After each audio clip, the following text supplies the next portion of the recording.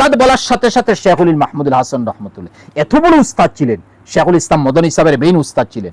উনি জেল থেকে বাহির হওয়ার পর বলছেন, হে ভারতের মুসলমান, পাকিস্তান, বাংলাদেশ, ইন্ডিয়া, হে ভারতের মুসলমান, আমি জেলে তাকিয়া 3 বছরে 3টি বস্তু আমি সবক শিক্ষা নিয়ে আসছি।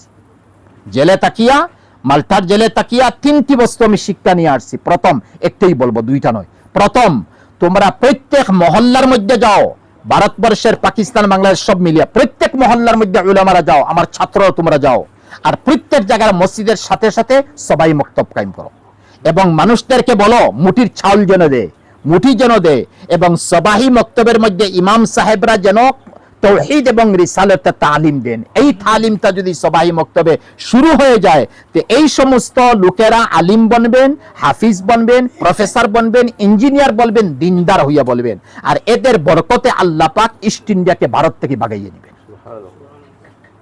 বুঝে আসছে কথা? ওই দিন থেকে ভারতের জমিনের মধ্যে সবাহি মক্তব কায়েম হইল। বুঝে আসছে কথা কি বলছি? এই সবাহি মক্তব, এই মতো বুজুর্গানে দিনের কুরবানি।